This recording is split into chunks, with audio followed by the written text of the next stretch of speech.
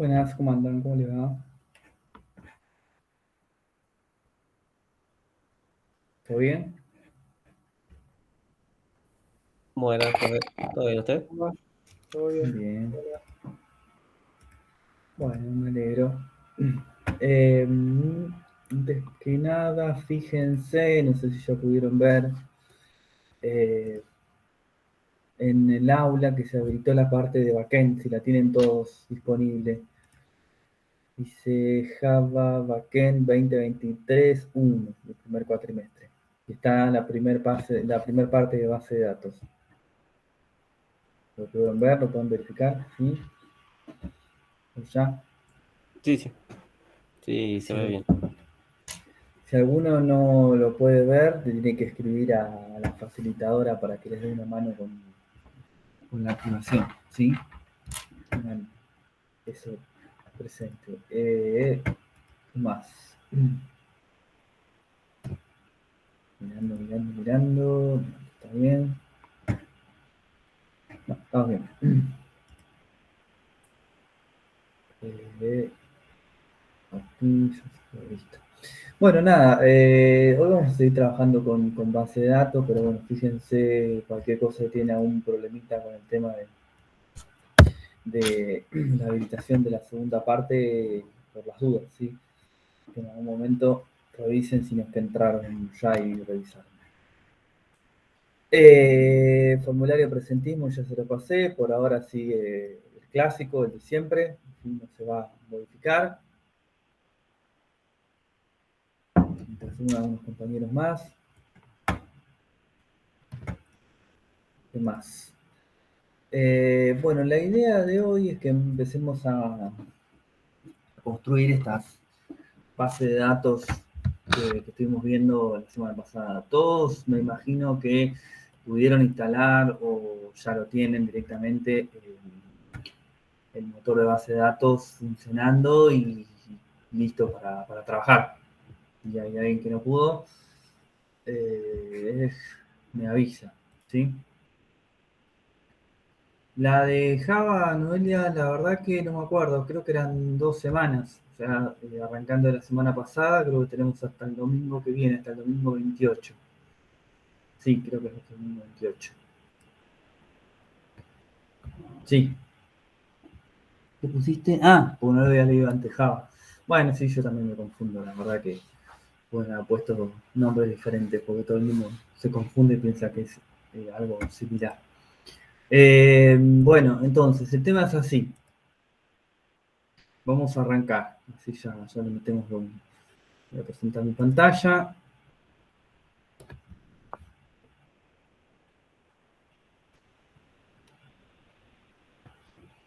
¿Presentando? Sí. Bueno, lo primero que me voy a cerciorar, en mi caso, porque yo lo tengo funcionando así, que están corriendo.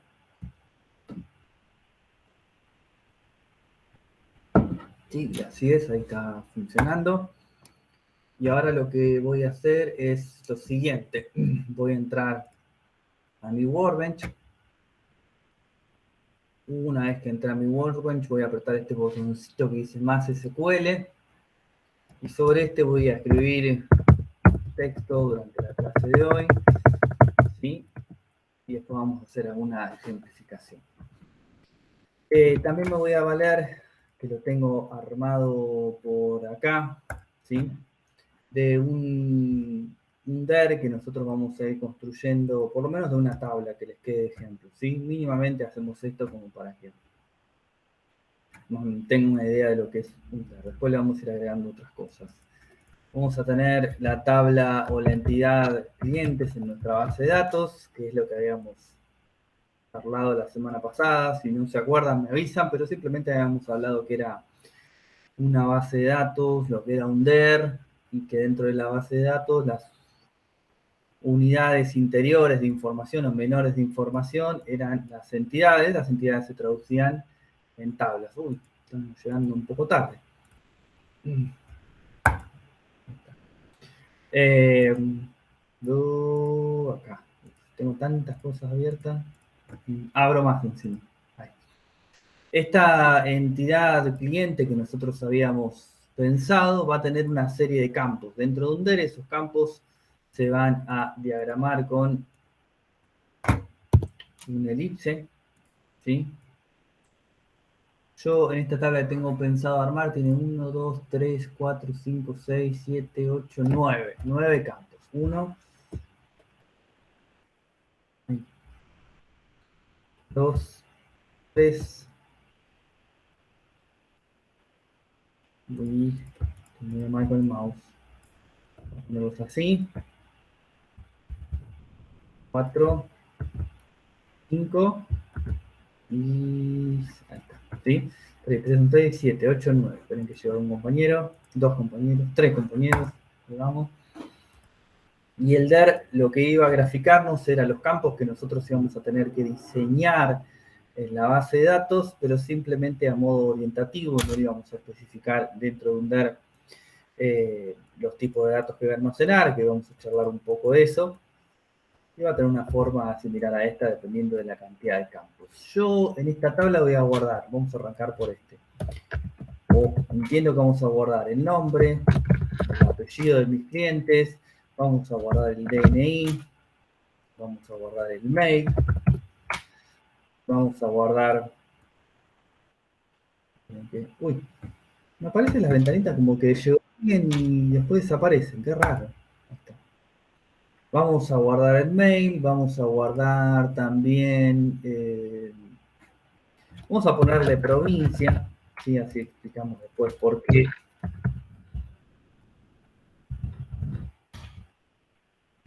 Compañeros, tarde. Ahí está. Perdón, me traje. Entonces, provincia, sí, esto lo vamos a charlar ahora en un ratito. Y vamos a guardar 2 campos más que yo imagino que podemos llegar a utilizar, que va a ser la fecha de alta, de cuando este cliente se dio de alta en nuestra base de datos, y un campo que lo vamos a llamar estado, que va a tomar solamente 2 estados, que van a ser booleanos, con lo cual va a ser 0 o 1, ¿sí?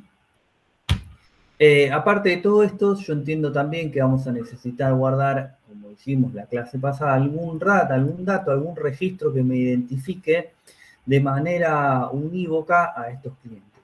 Y ese dato va a ser un ID de cliente, ¿sí? ID, nombre, apellido, DNI, mail, provincia, localidad, fecha de alta. ¿Me falta alguno? Creo que no. Bueno, este no va. Listo. Me equivoqué con ese. Todos estos campos van a estar unidos a la entidad a través de alguna fecha, como es esta que está acá, flecha o directamente una línea que una la entidad con los campos. Ahora termino de completar. Y después todos los campos que lleven algún tipo de restricción en particular, y ahora vamos a ver cuáles son esas restricciones en particulares, yo las voy a subrayar. Como es el caso del ID, como va a ser el caso del mail, del DNI. No, al DNI no, vamos a ponerlo al mail mejor, porque así charlamos un poco de registración de usuario y de esas cosas que nos sirven. Y este que está acá, ¿sí? Todos estos 3 campos, yo, por una razón en particular, que la iremos explicando en la clase de hoy, yo los voy a subrayar. Y acá tenemos nuestra primer tabla para traducir a código SQL o MySQL en nuestro caso. Y empezar a ver cómo esto se vuelve algo más tangible. ¿Sí? Ahí.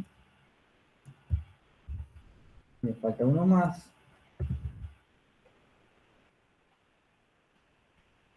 ¿Sí? Bueno.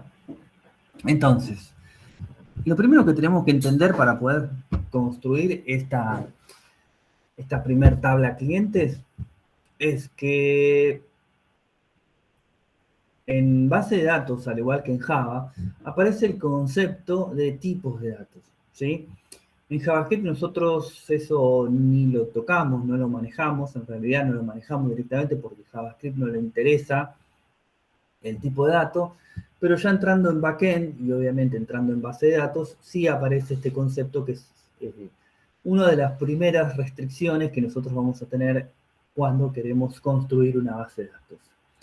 ¿Qué quiere decir el concepto tipo de dato? Y que nosotros vamos a tener que ahora suministrarle en la consulta o en la query para que nosotros construyamos esta base de datos, en cada uno de los campos que nosotros vamos a crear, qué tipo de datos vamos a almacenar. Y no nos vamos a poder mover de eso. No quiere decir, no obstante, no quiere decir que yo pueda modificar esta base de datos. Modificarla voy a poder modificar si es que lo necesito. También vamos a ver hoy cómo se hace. Pero lo que voy es que no va a ser algo cotidiano. Una vez que yo construya esta base de datos y que le empiece a cargar datos, va a ser muy raro que yo tenga que cambiar esos tipos de datos. Lo más normal va a ser que quizá por algún desarrollo nuevo que aparezca o por algo que me equivoqué a la hora de hacer el relevamiento, podría llegar a darse el caso que yo necesite modificar la estructura, pero no va a ser algo muy habitual, ¿sí? Tenemos varios tipos de datos. Una categoría genérica podría ser los numéricos, los tipos de caracteres, los tipos dates, y después tenemos otros que ya son más específicos. Eso sería como una primera gran agrupación de los tipos de datos. Y ahora los vamos a ver uno por uno. Esa sería nuestra primera gran restricción dentro de base de datos para poder yo construir las tablas.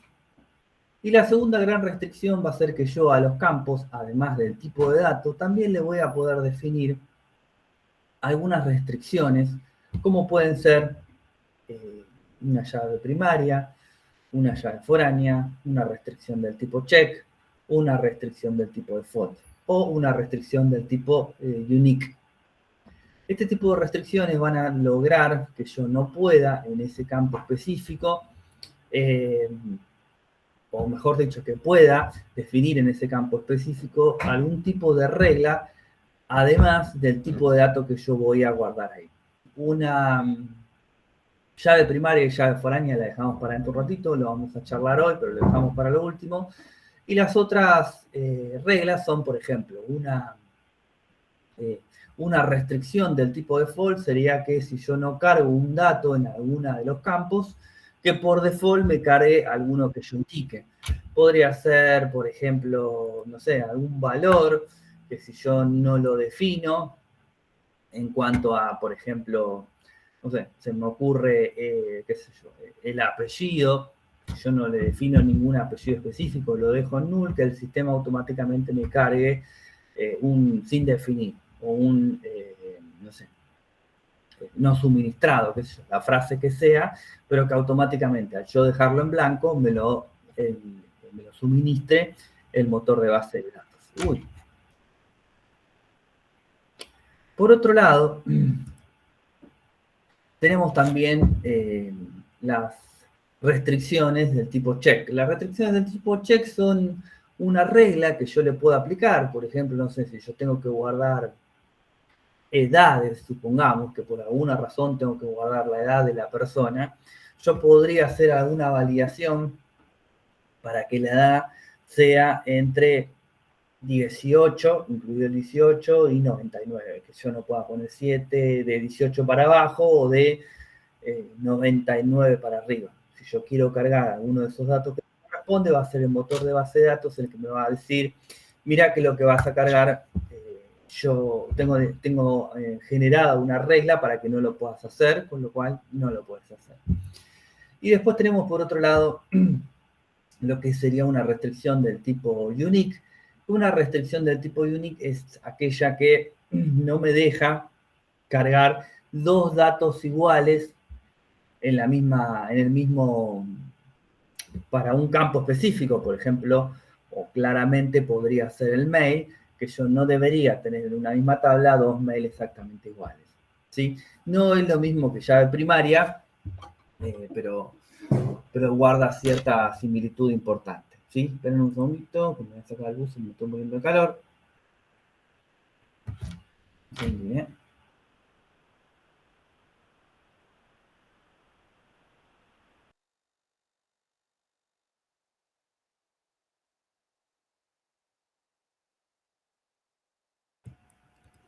No sé si es la humedad o qué, pero hace un rato tenía frío y ahora me agarró un calor tremendo.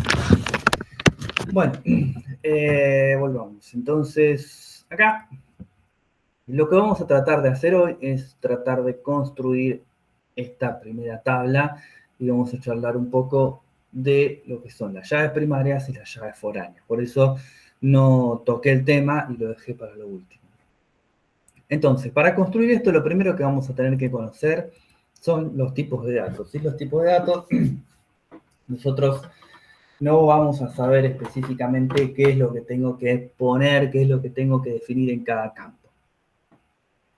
Nosotros vamos a encontrarnos con que tenemos. Esperen que los tengo anotados porque algunos me los olvido. Esta información tiene datos técnicos más específicos que yo no lo traje a colación. Recuerden siempre que mi idea es que practiquemos y quizá lo más teórico está en el aula o se va a habilitar en el aula, mejor dicho, y si no, lo pueden buscar por internet para hacer la clase más dinámica. Entonces, lo primero que nos vamos a encontrar son los tipos de datos numéricos, ¿sí? Y nos vamos a encontrar que vamos a tener, cuando queremos construir una base de datos, definirle qué dato vamos a guardar ahí. Vamos a decir que va a ser un tipo de dato entero, pero además le vamos a tener que especificar qué tipo de dato entero, ¿sí? Y vamos a tener lo que es un tiny int, ¿sí? Ahí va Y, ahora les explico. Un small int, un int y un big, ¿sí? Todos estos son tipos de datos enteros, ¿sí? Para guardar números sin coma, pero la diferencia que tienen cada uno de ellos es la cantidad de números, o el número máximo y el número mínimo, mejor dicho, que cada uno de estos tipos de datos soporta. En el caso del tiny int puede almacenar desde el menos 128 hasta el 127. ¿Por qué hasta el 127? Porque el 0 se incluye como un positivo, ¿sí? Entonces eran 128 para abajo, 128 para arriba. Si yo quiero guardar en este tipo de campo el 365, que son los días del año, me va a generar un error, porque el dato que yo definí, obviamente, es entre menos 128 y 127. Si yo tuviese que almacenar, por ejemplo, insisto, lo que dije hace un rato, la edad, o no la edad, por ejemplo, sí, la edad, porque iba a dar otro ejemplo, pero no iba a servir. La edad de una persona, por alguna razón, ¿sí? Sabemos que la edad se obtiene de la fecha de nacimiento, seguro, pero vamos a suponer que por alguna necesidad puntual tenemos que guardar la edad. Entonces, este campo nos viene más que bien, porque por más que sea quien, no sé, esos casos hiper fortuitos, no hay ninguna persona que pueda superar no sé, los 127 años de vida. Entonces este campo nos vendría perfecto porque sabemos que encaja justo. Yo los valores que voy a tener que almacenar en el caso este de la edad, como mucho será del 0 al 105, ¿sí? No sé cuál es la persona que más años ha vivido en el mundo. Pero en este caso nos viene perfecto. Ahora, fíjense que si yo tuviese que almacenar en centímetros, por ejemplo, la estatura de las personas, es claramente este tipo de datos no me va a servir. ¿Por qué? Porque hay gente que viene 1,60, 1,80, 1,90, 2 metros, 2 metros 3. Entonces, cuando yo quiera cargar esa información en este tipo de dato entero, este tipo de dato entero sí es entero, pero es tan pequeñito que solamente puedo almacenar esas dos cotas como máximo y como mínimo, ¿sí? A continuación de el tipo de dato entero que sigue es el small int, y en este puedo guardar muchos más datos, desde menos 32.768 hasta, debe ser, no me acuerdo, 32.767. ¿Por qué? Porque el 0 cuenta como positivo, entonces son 32.768 para abajo y para arriba. Fíjense que es un número mucho más grande que el anterior, pero que nos sigue sirviendo en el caso de la estatura mucho mejor que otro tipo de datos. ¿Por qué? Porque el tipo de dato int y big int son mucho más grandes. Si quieren me fijo un toque en W3 School, W3 School, datos MySQL, nos sacamos la duda, pero son tipos de datos muchísimo más grandes, ¿sí? Por ejemplo, a ver, tiki, si están por acá. Sí, bueno, los tipos de datos están, sí, acá está, por ejemplo, se los voy a traer. El int, que es el tipo de dato que sigue, puede almacenar desde este número, menos, vamos a ponerle 214 millones, no, está mal acá puesto el punto.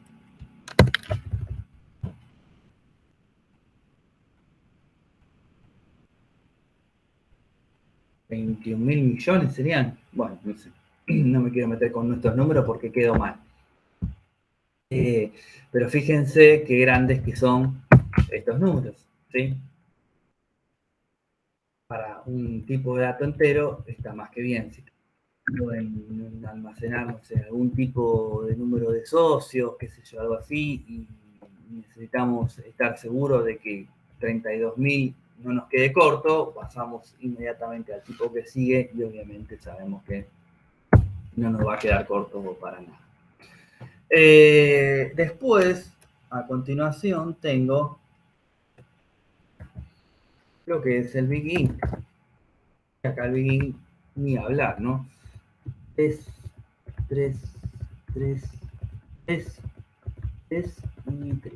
Sí, fíjense que es un número enorme, tanto para positivo como para negativo, para poder almacenar un dato. Claramente, si yo tuviese que elegir, tendría que ser una buena elección para elegir un Big Int, porque es un número bastante grande.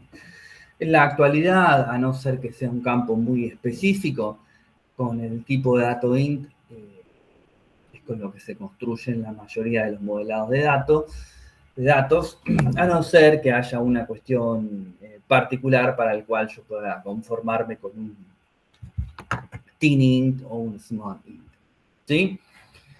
Ahora, estos tipos de datos que nosotros mencionamos son tipos de datos enteros, o sea que guardan dentro de sí valores enteros. Si yo quiero guardar un número con coma, no lo voy a poder hacer. En ese caso, tipo de datos números,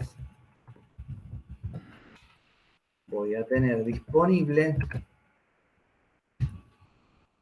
con decimal. Y voy a tener para trabajar float, decimal y doble. Son tipos de datos enteros, también incluyen un máximo y un mínimo. A ver si tengo por acá para pasarles alguno.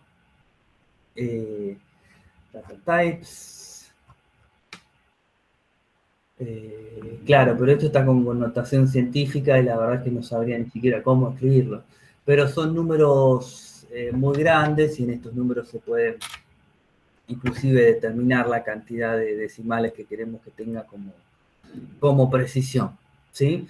Pero son números más que grandes y súper útiles para el caso de que nosotros necesitemos hacer algún desarrollo que tenga que ver, por ejemplo, con coma. No es el caso, a ver, bueno, ahora lo probamos, pero no es el caso de MySQL, pero SQL Server tiene disponible ya de hace un par de versiones lo que es el tipo de dato money, que es el que se utiliza para los campos donde yo voy a almacenar, obviamente, algún dato que tenga que ver con dinero, ¿no? Porque ya viene preseteado para que yo lo pueda trabajar así, ¿sí? Siguiendo un poquito más adelante, aparte de los numéricos, ya sea con decimal o enteros, voy a tener los tipos de datos alfanuméricos, ¿sí? Los tipos de datos alfanuméricos son char, varchar, text, tiny text, big text. Tenemos también un medium text, este iría acá. Perdón. ¿Qué más? A ver, esperen que me voy a fijar. Bueno, también podemos tener lo que son los enum y lo que son los set. ¿Sí? Esto está más orientado a objetos. ¿Sí? Esto también es un objeto, es un enumerador. Y después tenemos los tipos de datos más comunes que se van a encontrar todo el tiempo. Tenemos el var y el varchar. La diferencia con estos es que uno es de ancho fijo y otro es de ancho variable. Obviamente que ese var es de ancho variable. Si yo tuviese que, por ejemplo, almacenar algún dato en el cual yo no podría llegar a estimar por alguna razón la cantidad de letras que yo voy a utilizar, como pueden ser claramente los nombres. Hay personas que tienen hasta 4 nombres y hay otras que tienen uno solo y recortito. Entonces me convendría utilizar un tipo de dato varchar. ¿Por qué? Porque la cantidad de caracteres que va a almacenar es la cantidad de caracteres que yo voy a utilizar, ¿sí? Por eso es de ancho variable y no es de ancho fijo. Por ejemplo, no sé, no es lo mismo el nombre Maximiliano, que tiene un montón de letras, con el nombre Sol o Luz, que tiene 3, ¿sí? Entonces, en ese caso, me convendría claramente utilizar un varchar. El ancho máximo tanto del varchar como del char es de 255 caracteres para los dos. Pero ¿cuál es la diferencia entre un char y un varchar? Es que cuando yo defino el char de una cierta cantidad de caracteres, por ejemplo, de 40 caracteres, no importa si yo escribo Sol, Luz o Maximiliano, siempre lo que se va a almacenar es la cantidad máxima de caracteres que yo definí. Entonces, en ese caso, no me serviría a mí un tipo de dato char. El tipo de dato char, la verdad es que yo, en las bases de datos que he trabajado, que he construido, que he modificado, no la hemos utilizado, siempre se utiliza el varchar, y el varchar va más atado a cuando yo sé o puedo de alguna manera establecer de una forma más fehaciente cuál va a ser el dato que yo voy a almacenar en esos campos. Por ejemplo, se me ocurre algún tipo de enumerador, que yo ya sé que lo que voy a guardar ahí son 3 o 4 palabras que me sirvan.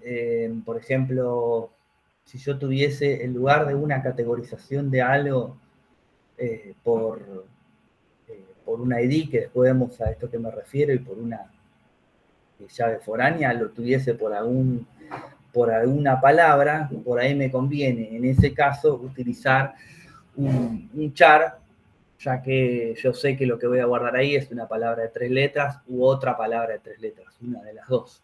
Entonces podría almacenar, crear un char ahí de 3 lugares y listo. La diferencia entre un varchar y un var común o un char común es que el char se carga o se lee mucho más rápido que el varchar. Entonces, lo que tenemos la característica que tenemos a favor de uno u otro es en función del desarrollo que nosotros tengamos que hacer, ¿sí? Después tenemos los tipos de datotext, y obviamente, fíjense el nombre que está al inicio, tiny,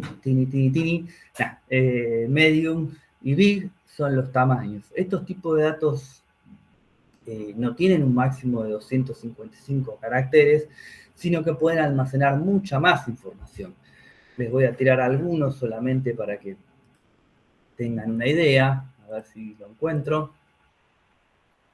Por ejemplo, el type text, ¿sí? El tiny text, el chiquitito, el tiny text puede almacenar lo mismo con máximo que un varchar, 255 caracteres. Pero, por ejemplo, lo que es el medium, este que está acá, puede almacenar 16 millones de caracteres. Y lo que sería el big, ¿dónde está el big? A ver si lo encuentro ahora. Long, porque es long, ¿cómo le puse? Big le puse yo. Claro, big text. Este es long text. Long. Este puede almacenar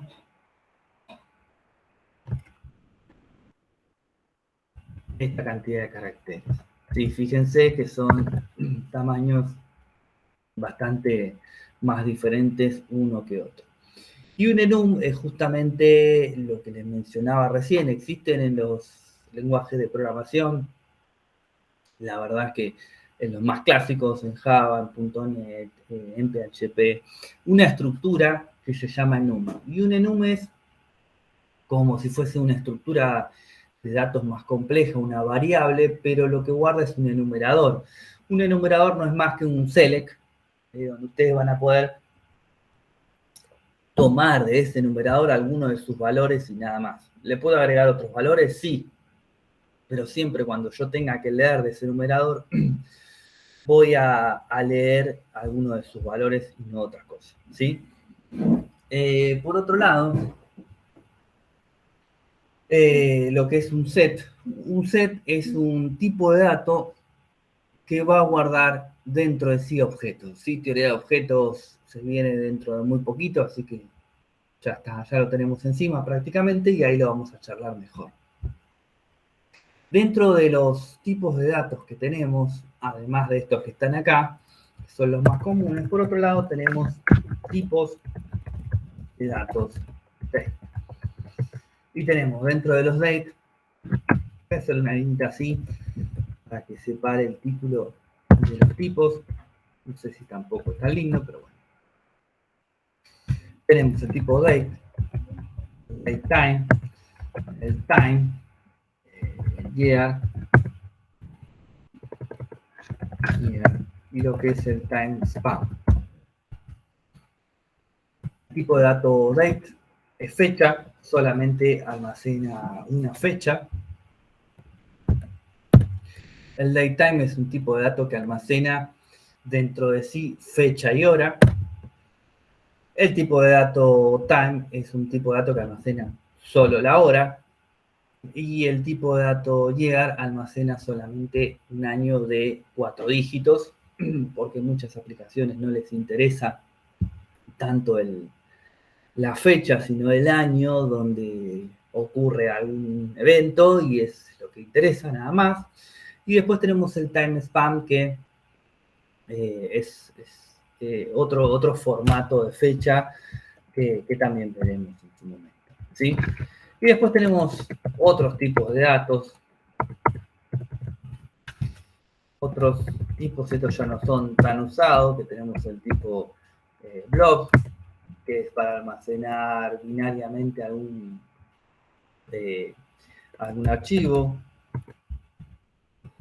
Me están dando la B larga, me preocupo porque es en la compu, no es el teclado. El tipo boolean, sí, acá me parece que es boolean, en otros lenguajes es bool, bueno, va cambiando un poco, pero lo vamos probando. Y después tenemos también los booleanos, que el booleano no es más que un tiny int para que tome solamente dos valores, sí o no, verdadero o falso. Lo que pasa es que cuando nosotros lo definimos como un booleano, a esa variable le podemos asignar un valor true o un valor false y automáticamente lo va a decodificar en 1 o 0, ¿sí? Pero tenemos esa posibilidad. Por otro lado, ¿qué más tenemos de tipo de datos? Bueno, hay otros tipos de datos, pero no se preocupen porque después los iremos viendo si los llegamos a utilizar, ¿sí? Un segundín.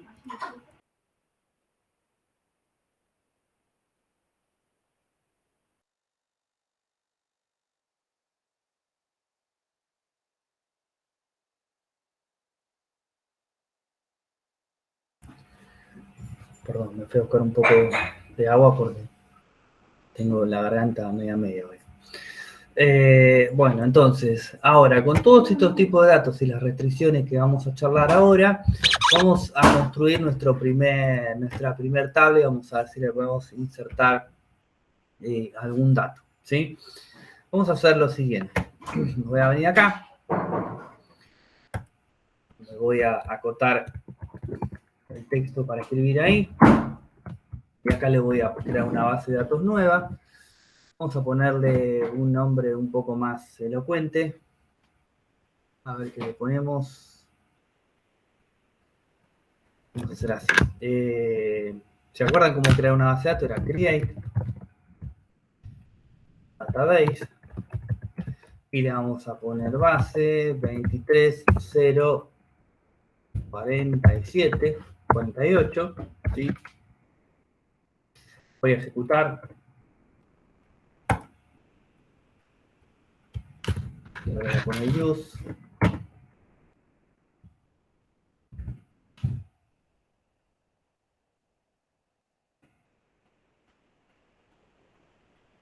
Voy a refrescar. Y ahora tengo ahí pintadito de negro la base de datos, que lo mismo sería si yo le hago doble clic a cualquier otra base de datos, pero lo podemos hacer con el use también sin ningún problema. Si yo despliego, fíjense que no tengo ninguna tabla creada. Lo que vamos a hacer ahora es crear nuestra primer tabla, para lo cual voy a ejecutar la siguiente instrucción. Le voy a decir create table, ahora no es database, le voy a poner un nombre en plural, clientes, abro, cierro, ya, paréntesis, y pongo el punto y coma, y todo lo que yo haga dentro de los paréntesis van a ser los campos que yo voy a definir, ¿sí? ¿Cómo los voy a definir? Les voy a poner un nombre, seguido de su tipo, seguido, si hace falta, de algún tipo de constraint, de restricción que yo le quiera agregar. Entonces, vamos por partes.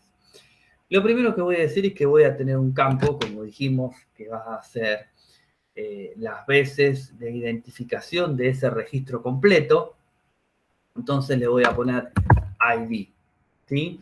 De identificación. Lo importante de este primer campo es que sea del tipo entero, ¿sí? Que vendría a ser el tipo de dato, que es lo que estábamos hablando acá arriba, ¿sí? El tipo int, acá arriba. Pero a este sí le voy a tener que agregar unas restricciones. Le voy a decir que va a ser del entero. No hace falta que le ponga not null, y ahora les voy a explicar por qué, y le voy a decir que ser autoincremental. Si yo le digo que este campo va a ser autoincremental, o sea que siempre cuando yo agrego un registro nuevo se va a incrementar en una unidad, el not null no haría falta, ¿sí? Pero prefiero que sobre y no que falte. Más que nada por si en algún campo alguno se olvidó de agregarlo, ya sabe que lo puso, o lo vamos a agregar siempre, así no nos lo olvidamos. Ahora sí, sabiendo que tengo el primero de mis campos, que va a ser entero, no va a admitir nulos, el not null quiere decir que yo no puedo zafar y no cargar ese dato, algo tengo que cargar ahí, y también que va a ser autoincremental. Y ahora le voy a decir que voy a crear un campo que va a ser nombre. A este le voy a decir, y acá arrancamos con lo sencillo, que va a ser del tipo varchar, y le voy a especificar que va a tener 40 lugares para escribir un nombre, ¿sí? Puede ser nombre doble, qué sé yo, triple, pero hasta 40 lugares. Más de 40 no lo grabo y listo, ¿sí? Vamos a poner un apellido, que también va a ser del tipo varchar. Vamos a ponerle 50, qué sé yo, para modificarlo, para variar un poco el tema nombres. Y además, por si nos toca alguna persona con un apellido europeo de esos largos, así que por las dudas se lo dejamos así, ¿sí? Ahora le voy a decir que también le voy a setear un campo que va a ser DNI y que va a ser entero, ¿sí? Como yo les expliqué la clase pasada, bueno, no sé si lo expliqué o lo charlamos, no me acuerdo cómo fue, existen DNIs duplicados. Con lo cual, este campo yo prefiero por ahora dejarlo que sea solamente un campo entero de carga y nada más. No le ponemos ningún tipo de restricción. En todo caso, si nosotros queremos validar que esta persona no esté cargada, por ahí lo podemos hacer desde la aplicación que vamos a montar sobre esto y no directamente en la base de datos. Y ahora sí, le voy a decir también que voy a guardar un mail. Le voy a decir que va a ser varchar de 30 lugares. Calculo que alcanza. Pero a este sí le voy a poner que va a tener una range, una constraint, una restricción, y va a ser una mezcla de las dos palabras, que va a ser Unicode, no. Unique, ahí está.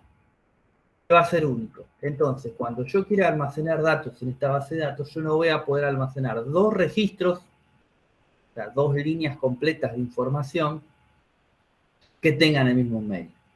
En todo caso, me va a tirar un error y me va a decir, no puedo cargar este registro porque ya está creado anteriormente, ya está cargado anteriormente, así que cambia de mail o alguien se equivocó y lo cargó por vos o estás cargado dos veces. Serían las explicaciones que yo puedo dar, ¿sí?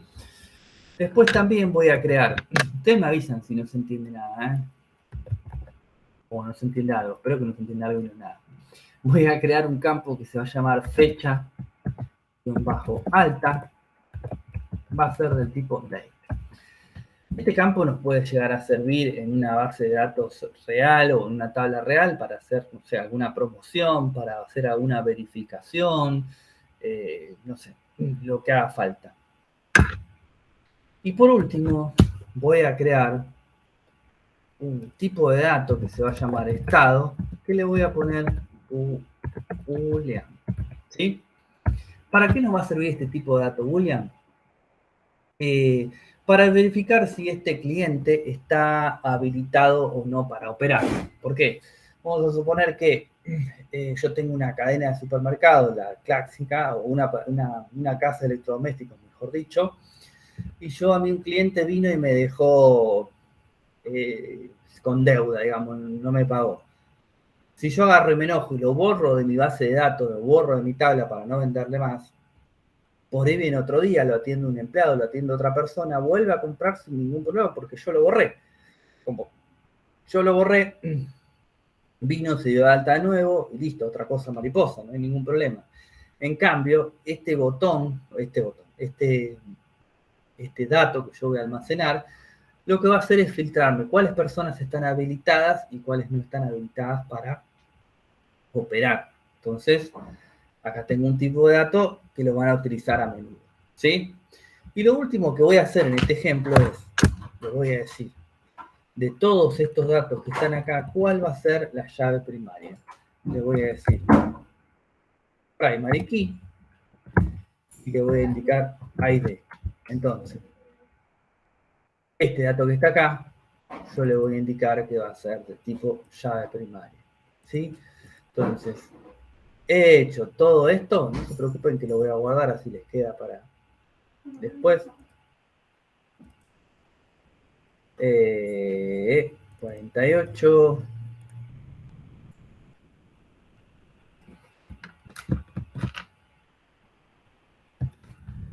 Clase 24.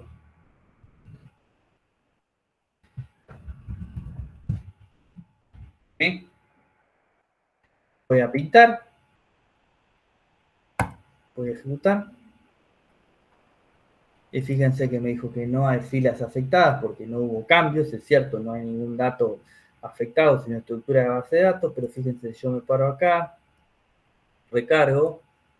Yo tengo ya una tabla creada. Si me paro sobre esa tabla, fíjense que me dice las columnas. Tengo pintado y subrayado ID y me dice que va a ser autoincremental, o es autoincremental, mejor dicho, y que es una PK, o sea que es una llave primaria. El resto de mis campos, según lo que nosotros detallamos.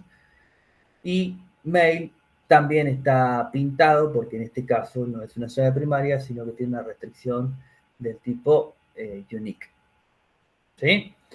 ¿Tenemos nuestra primera tabla? Sí, la tenemos y ahí están dando. Si yo ahora le tiro una famosa select, seleccioname asterisco from clientes, esto me va a responder. No me va a responder nada, pero me va a responder. Ya tengo mi tabla creada y tengo ahí mis campos vacíos, ¿sí? Ok, hasta acá parecería que está todo bien, que no es tan complicado, pero se nos presenta el primero de los problemas, ¿sí? Yo acá dejé un campo donde está sin crear, si nosotros venimos acá, yo dije que quería almacenar en esta tabla la provincia, ¿sí? Cosa que no puse acá, ¿sí? Entonces, ¿sí? Ahí la unique key también es not null por defecto. Es not null esta. Al ser autoincremental es not null. No, la unique, sería el mail. Ah, el mail, perdón. El mail no admite nulos tampoco. Exacto. Porque es única, es única.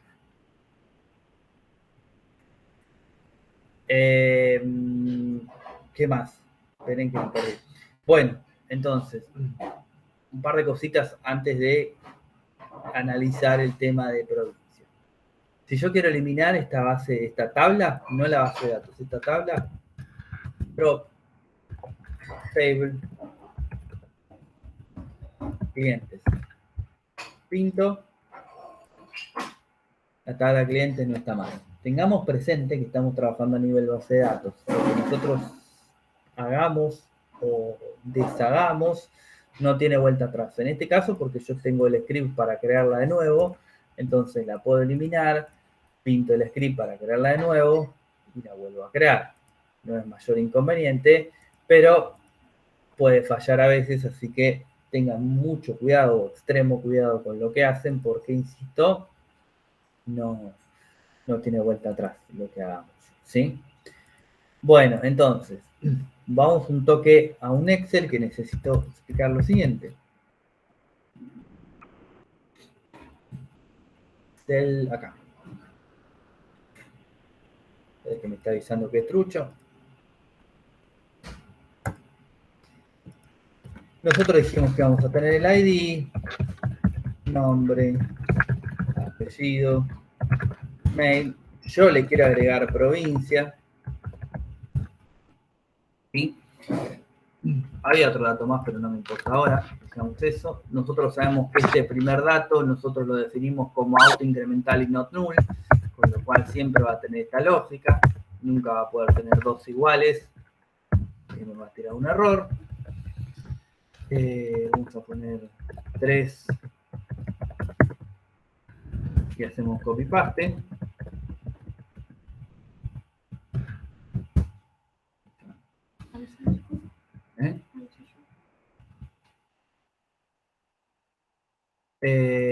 Acá ponemos apellidos, qué sé yo.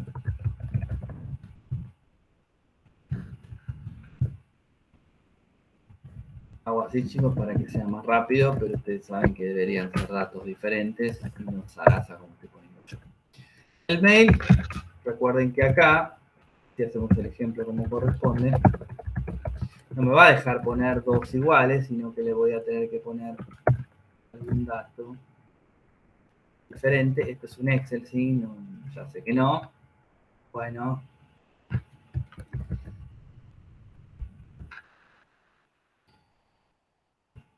Remover el hipervínculo. Bueno, no me importa, ahora no lo voy a hacer.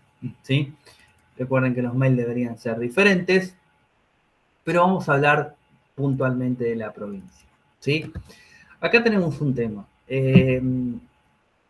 Yo voy a tener usuarios en las diferentes provincias del país. Vamos a suponer que mi cadena de electrodomésticos ficticia hace entregas en todo el país, ¿no? Si yo este dato, que no es lo mismo que nombre y apellido, porque las provincias ya sabemos que son 24, si yo lo dejo a la libre carga de un empleado, me voy a encontrar con este problema. Córdoba, provincia de Córdoba, Cord,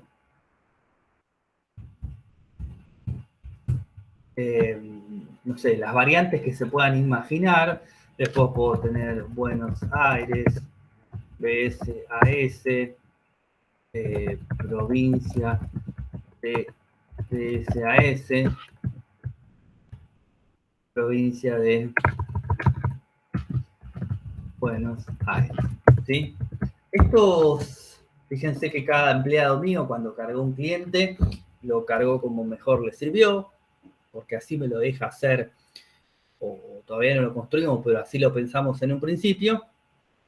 Entonces, ¿cuál es el problema? Viene mañana mi jefe, yo tengo 10.000 registros en mi base de datos, en mi tabla de clientes, y me dice, ¿sabes qué? Necesito saber cuántos clientes son de la provincia de Buenos Aires. Entonces, me encuentro con el primer problema, porque esta información que está acá no es recuperable, porque yo tendría que, de alguna manera, buscar todas las variantes posibles, habidas y por haber, de la forma en que escribieron provincia de Buenos Aires, y recién ahí podría recuperar la información.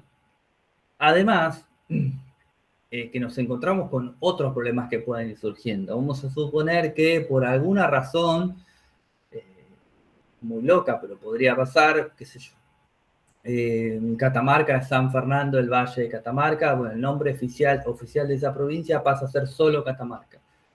Si yo tuviese que mantener mi información actualizada, tendría que venir acá, buscar cada una de las veces que se nombra la provincia y modificarla por la nueva, sería otro problema.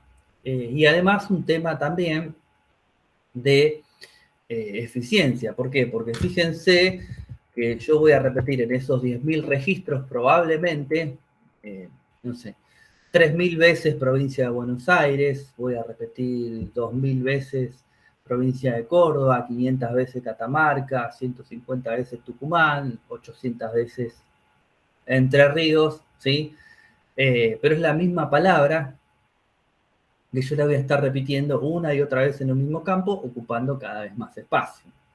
Entonces, a partir de estos problemas que yo les estoy mencionando, surge el modelo relacional. ¿Qué quiere decir esto? Que yo podría tener otra tabla, no la de clientes, sino otra, que se va a llamar provincias. Y esta tabla le voy a poner un número autoincremental, 1, 2, 3, 4, 5, 6, así hasta la 24, y acá voy a poner Córdoba, acá voy a poner Buenos Aires, Salta, Tucumán, Mendoza, San Luis, y así con todas, ¿sí? Y entonces, en lugar de yo escribir el nombre de la provincia, en este campo que está acá voy a guardar. Esta es Córdoba, Córdoba, Córdoba. Y las demás son Buenos Aires.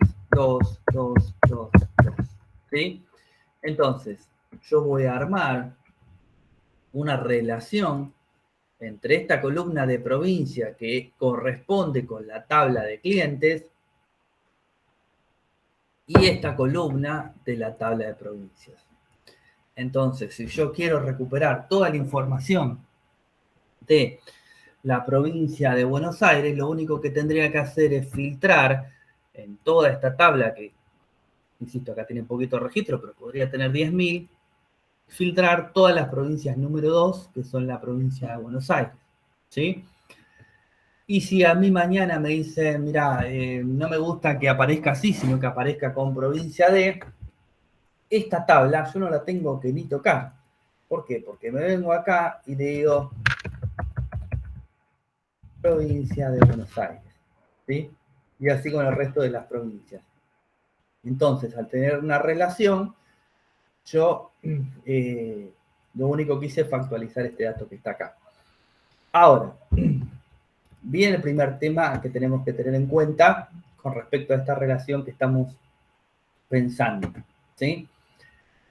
Esta relación tiene un doble juego, ¿sí? O más que un doble juego, una doble restricción. Esa doble restricción sería de la siguiente manera. Van ustedes, así yo descanso un poco. ¿Cuál creen que podría ser esas restricciones que nosotros nos vamos a encontrar con dos tablas relacionadas de esta manera que yo estoy planteando acá? ¿Cuál se imaginan que podrían ser? Son dos restricciones. Son bidireccionales, digamos. ¿Qué se imaginan que puede ser?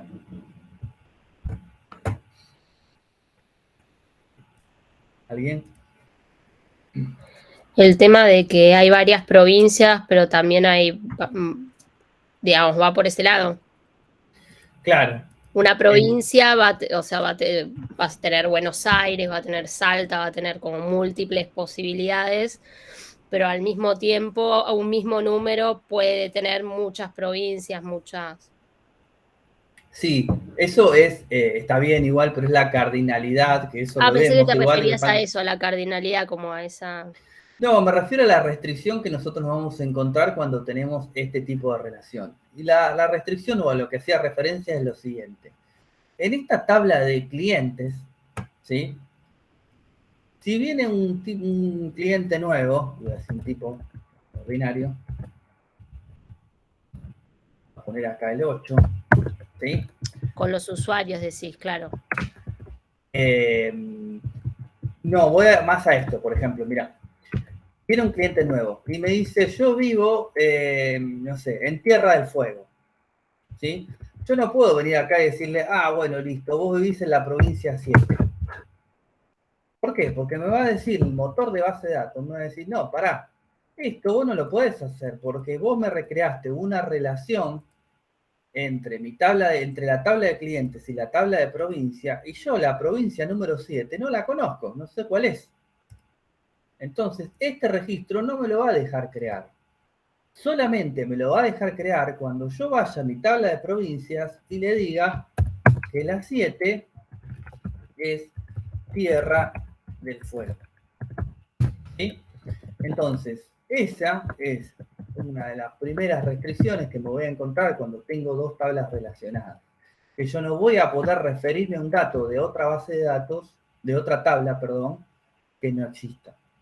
Una vez que yo cree este campo, este registro acá, puedo volver a mi tabla de clientes y decirle, listo, Pablo, perfecto. Ahora sí te puedo cargar porque la provincia número 7 es Tierra del Fuego y existe. Y ahora, esto se lo facilito yo. Yo agarro y digo, voy a borrar de mi tabla de provincia los datos que no necesita. Este lo voy a borrar, este lo puedo borrar, este lo puedo borrar, este lo puedo borrar. ¿Qué pasa cuando yo quiero borrar esto?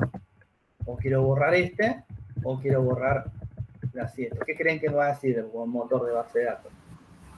Te va a soltar un error, porque estás usando esos datos en otra tabla. Exactamente, me va a decir, estos datos de esta tabla de provincias no lo podés modificar porque las estás refiriendo o te estás refiriendo a ellos en otra tabla y me va a indicar en la tabla de clientes. Entonces, si querés eliminarlos, anda a la tabla de clientes, borrá todas las referencias a estos datos y recién ahí volvé y los eliminamos. ¿Sí?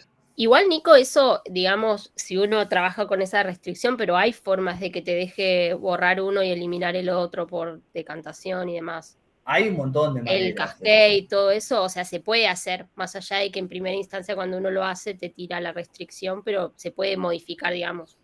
Sí, inclusive vos tenés una forma de bajar las restricciones, o sea, deshabilitarlas momentáneamente. Podrías hacer un desastre con eso porque podés romper toda la lógica estructural de la base de datos y después rompería por todos lados. Sí, la integridad. Sí.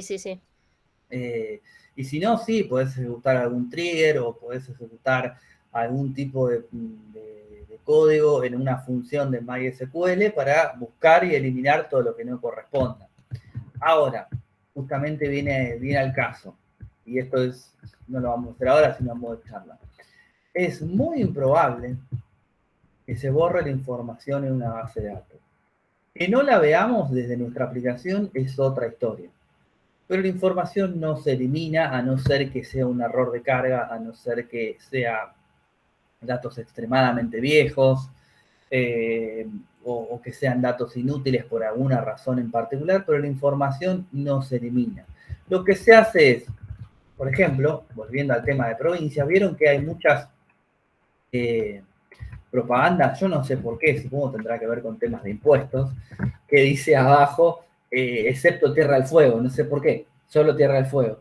En ese caso, vamos a suponer que tiene algún tipo de restricción Tierra del Fuego, lo que se hace es, sobre la misma tabla de provincia, al igual que nosotros hicimos con los usuarios, ponemos habilitado, ¿sí? Le ponemos a todo que sí, y a la provincia que por alguna razón no está habilitada, le ponemos que no.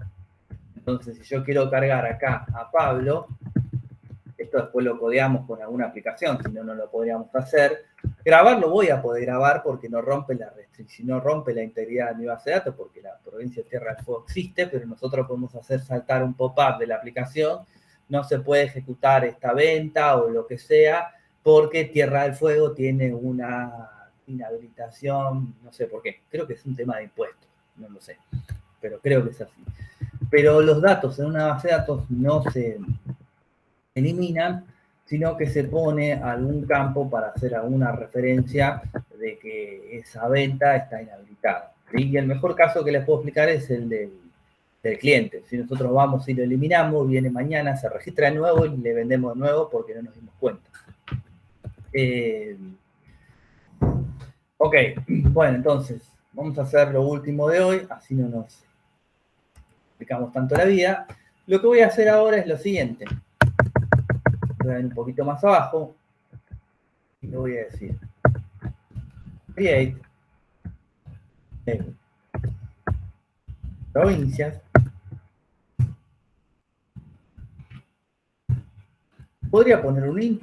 Sí, podría, pero ¿cuántas provincias tenemos? 24. ¿Podría quedarse una en el futuro? No lo sé, pero con un int nos podría llegar a servir. Total, el tinint, ya lo recuerdan, tenía hasta 127 de máximo para utilizar. Entonces le podría crear un tinint que diga ID, total, como es otra tabla, puedo referirme al mismo, al resto. Lo puedo crear con el mismo nombre y le voy a decir que va no a admitir nulos, a pesar de que ya sabemos de que cuando yo le ponga que es un auto increment, automáticamente no me va a dejar permitir crearle nulos, y le voy a poner que voy a poner un campo de descripción y le voy a decir que es un varchar. Vamos a poner un varchar. Bueno, justamente Tierra del Fuego es Tierra del Fuego, isla del Atlántico Sur, así que le vamos a poner 50. Creo que la provincia más larga. Vamos a poner un primary key también. Y le vamos a setear que también va a ser el ID. A una coma. Y esto está todo bien. Ejecuto.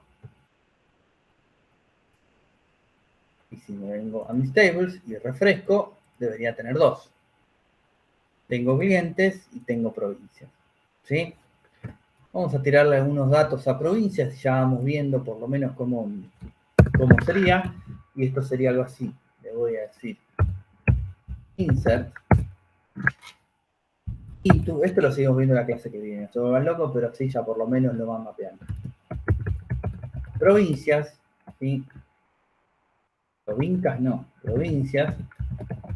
Values. Y le voy a tener que suministrar los valores o no que yo le quiero pasar, ¿sí? Le voy a decir, por ejemplo, 1. Le voy a decir Córdoba, dijimos que era la primera. Y nada más. Si yo esto lo ejecuto, me dice one row affected. Ahora sí me dice que hay una fila afectada porque se modificó información. Y si yo vuelvo a tirar ahora un select, recuerden que el select era una consulta, todo esto lo seguimos viendo después, si ya lo tienen, from provincias, yo tengo ingresado un dato, ¿sí? Y si yo hago esto,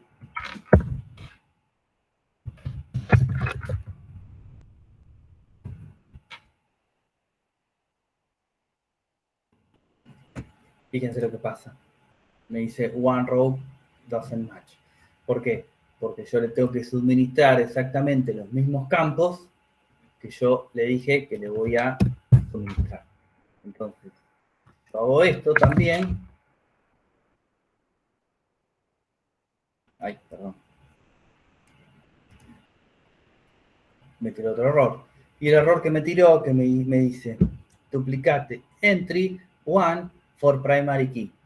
¿Qué quiere decir? Me está diciendo exactamente lo que les expliqué, que es que no puedo ingresar ese dato porque la provincia número 1 ya existe, con lo cual no la puedo generar. El duplicate, el 2, es un co, y ahora tengo mis 2 provincias creadas. Con respecto a esta información catastral, si a alguno le interesa y quiere, hay una página del Ministerio del Interior, que está muy buena. Yo la busco así, porque nunca me acuerdo cómo se llama. Datos, qué nombre.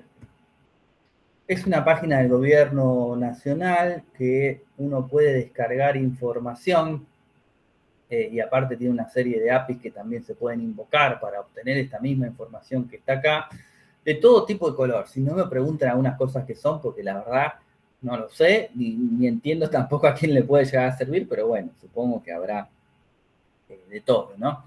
Pero bueno, fíjense que tienen información de transporte, de energía, de educación, cultura, medio ambiente, población y sociedad. Y la pueden descargar esta información en distintos formatos. Lo pueden descargar en un CSV, en PDF, en JSON. Y acá, si a ustedes les sirve, habría que buscar dónde está. Pero tenemos la información de, obviamente el país no hace falta porque es uno solo, pero tenemos de todas las provincias, y no es solo los nombres de todas las provincias, sino que está el nombre oficial. Tenemos la latitud y ¿cómo se llaman? Las coordenadas. Tenemos también, y ojo que eso no es poco, sino que es bastante piola para arrancar un proyecto bien de una. Fíjense que yo acá, cuando creo las provincias, le pongo un ID, 1 Córdoba, 2 Santa Fe, bueno, no importa.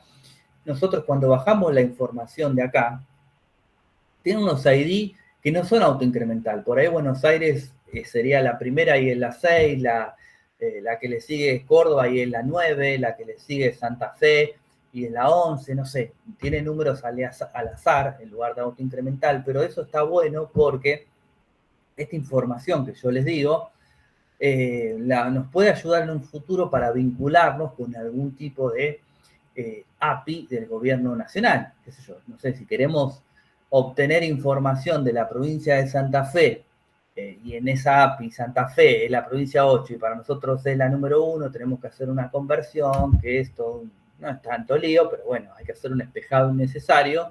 En cambio, si nos bajamos la información de acá, ya tenemos el ID que se utiliza a nivel nacional, ¿sí? Después que el resto de las jurisdicciones no estén alineadas, no lo sé, pero por lo menos de esta página ya nos podemos bajar esa información. Y lo que le decía es que tenemos, por ejemplo, la información de las provincias y de los municipios que componen cada provincia con su relación. Eso está bueno. ¿Y esto para qué sirve? Para que yo pueda elegir en un select la provincia de Córdoba y en un select más abajo todos los municipios, no sé si se llaman municipios o localidades en cada provincia, que corresponden a la provincia de Córdoba. ¿Sí? Quería hacerte una pregunta del trabajo que tenemos que hacer. O sea, básicamente tenemos que hacer lo que hiciste recién, ¿no? Lo de las tablas. ¿Qué trabajo? Hay un trabajo, una actividad obligatoria. Ok, no, pensé que estábamos hablando del de JavaScript, ok. Ajá. Sí, la actividad obligatoria que hay que hacer es exactamente lo que hice yo acá. Y los 5 registros sería agregar 5 datos. Agregar 5 datos, que si vos si vos utilizás el SAMP es más fácil todavía. Si no, lo haces con el insert que hice yo acá. Bien. ¿Y esto para más o menos cuándo hay que entregarlo? ¿No tiene fecha ahí? Creo ¿El que no. ejercicio? Si no tiene fecha, supongo que será para el domingo que viene. Si se habilitó no, perdón, el domingo, 2 semanas siempre. Si se habilitó el domingo 21, seguramente es hasta el domingo 4. Son siempre 2 Bien. semanas para hacerlo. Bueno, esa info que le paso del gobierno nacional, si a uno le sirve, hay cualquier cantidad de cosas ahí, pero bueno, es muy específico algunas cosas, así que no sé ni lo que es. Supongo que la gente que trabaja en esas industrias tiene más idea. Bueno, nada más chicos por hoy. Les actualizo el Git, les subo el video y nada, vayan practicándolo, que el ejercicio que está en el aula está piola y está bueno para hacer ya rápido. Bueno, nada más entonces. Nos vemos la próxima entonces.